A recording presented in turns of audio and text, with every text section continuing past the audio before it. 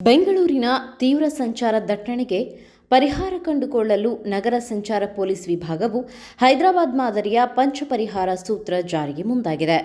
ನಗರದ ರಸ್ತೆಗಳಲ್ಲಿ ಹೆಚ್ಚುತ್ತಿರುವ ವಾಹನ ದಟ್ಟಣೆಯನ್ನು ನಿಯಂತ್ರಿಸುವ ಉದ್ದೇಶದಿಂದ ಆಲ್ ಇಂಡಿಯಾ ಪರ್ಮಿಟ್ ಹೊಂದಿರುವ ಖಾಸಗಿ ಬಸ್ಗಳು, ಭಾರೀ ಸರಕು ಸಾಗಣೆ ವಾಹನಗಳು, 8 ರಿಂದ 15 ಟನ್ ಸಾಮರ್ಥ್ಯದ ಲಾರಿಗಳು ಹಾಗೂ ಜೆಸಿಬಿ ಸೇರಿದಂತೆ ನಿಧಾನಗತಿಯ ವಾಹನಗಳಿಗೆ ಪ್ರತ್ಯೇಕ ಸಂಚಾರ ಸಮಯ ನಿಗದಿಪಡಿಸಲು ಚಿಂತಿಸಲಾಗಿದೆ.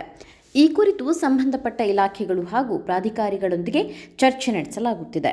ಹೊಸ ಯೋಜನೆಯಂತೆ ನಗರದಲ್ಲಿ ಬೆಳಗ್ಗೆ 8 ರಿಂದ ರಾತ್ರಿ 8 ರವರೆಗೆ ಆಲ್ ಇಂಡಿಯಾ ಪರ್ಮಿಟ್ ಖಾಸಗಿ ಬಸ್ಗಳ ಸಂಚಾರಕ್ಕೆ ನಿರ್ಬಂಧ ವಿಧಿಸುವ ಪ್ರಸ್ತಾಪವಿದೆ. ವಿವಿಧ ರಾಜ್ಯಗಳಿಂದ ಬೆಂಗಳೂರಿಗೆ ಆಗಮಿಸುವ ಖಾಸಗಿ ಬಸ್ಗಳು ಪ್ರಮುಖ ವಾಣಿಜ್ಯ ಪ್ರದೇಶಗಳ ಮೂಲಕ ಸಂಚರಿಸುವುದರಿಂದ ಪೀಕ್ ಅವರ್ಗಳಲ್ಲಿ ಹೆಚ್ಚಿನ ದಟ್ಟಣೆ ಉಂಟಾಗುತ್ತಿದೆ ಎಂಬುದು ಪೊಲೀಸರ ಅಭಿಪ್ರಾಯ.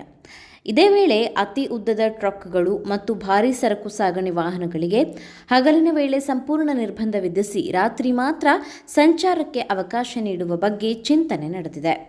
8 ರಿಂದ 15 ಟನ್ ಸಾಮರ್ಥ್ಯದ ವಾಹನಗಳು ಹಾಗೂ ಮಧ್ಯಮ ಗಾತ್ರದ ಸರಕು ವಾಹನಗಳಿಗೂ ನಿರ್ದಿಷ್ಟ ಸಮಯದಲ್ಲಿ ನಿರ್ಬಂಧ ಹೇರಲು ಉದ್ದೇಶಿಸಲಾಗಿದೆ.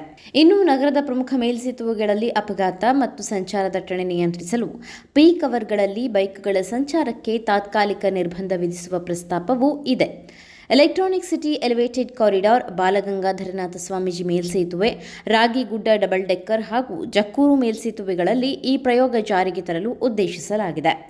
ಮೇಲ್ಸೇತುವೆಗಳ ಕೆಳಗಿನ ರಸ್ತೆಗಳನ್ನು ಬೈಕ್ ಸವಾರರು ಬಳಸಬಹುದಾಗಿದೆ. ಜೊತೆಗೆ ಖಾಸಗಿ ವಾಹನಗಳ ಬಳಕೆ ಕಡಿಮೆ ಮಾಡಲು ಕಾರ್ ಪೂಲಿಂಗ್ ಸೇವೆಗೆ ಅಧಿಕೃತ ಅನುಮತಿ ನೀಡುವಂತೆ ಸಾರಿಗೆ ಇಲಾಖೆಗೆ ಪತ್ರ ಬರೆಯಲು ಸಂಚಾರ ಪೊಲೀಸ್ ಇಲಾಖೆ ನಿರ್ಧರಿಸಿದೆ. ಹೈದರಾಬಾದ್ನಲ್ಲಿ ಈಗಾಗಲೇ ಲಾರಿ, ಟ್ರಕ್, ಟ್ರ್ಯಾಕ್ಟರ್ ಹಾಗೂ ಆರ್ಎಂಸಿ ವಾಹನಗಳಿಗೆ ಬೆಳಗ್ಗೆ 7 ರಿಂದ 11 ಗಂಟೆಯವರೆಗೆ ನಿರ್ಬಂಧವಿದ್ದು, ಖಾಸಗಿ ಬಸ್ಗಳಿಗೂ ನಗರದ ಒಳಭಾಗ ಪ್ರವೇಶಿಸಲು ನಿರ್ದಿಷ್ಟ ಸಮಯದ ಮಿತಿ ಇದೆ. ಇದೇ ಮಾದರಿಯನ್ನು ಬೆಂಗಳೂರಿನಲ್ಲೂ ಅಳವಡಿಸಲು ಪೊಲೀಸರು ಮುಂದಾಗಿದ್ದಾರೆ. ನಗರದಲ್ಲಿ ಪ್ರತಿದಿನ ಸರಾಸರಿ 2100 ಹೊಸ ವಾಹನಗಳು ನೋಂದಣಿಯಾಗುತ್ತಿದ್ದು, ಈಗಾಗಲೇ 1.2 ಕೋಟಿಗೂ ಹೆಚ್ಚು ವಾಹನಗಳು ಸಂಚರಿಸುತ್ತಿದೆ. ಹೀಗಾಗಿ ಭಾರೀ ವಾಹನ, ನಿಧಾನಗತಿಯ ವಾಹನಗಳಿಗೆ ಸಮಯ ನಿಗದಿ, ಮೇಲ್ಸೇತುವೆಗಳಲ್ಲಿ ಬೈಕ್ ಸಂಚಾರ ನಿಯಂತ್ರಣ ಮತ್ತು ಕಾರ್ ಪೂಲಿಂಗ್ಗೆ ಉತ್ತೇಜನ ನೀಡುವ ಮೂಲಕ ಬೆಂಗಳೂರಿನ ಸಂಚಾರ ದಟ್ಟಣೆಗೆ ಪರಿಹಾರ ಕಂಡುಕೊಳ್ಳಲು ಇಲಾಖೆ ರೂಪುರೇಷೆ ಸಿದ್ಧಪಡಿಸುತ್ತಿದೆ.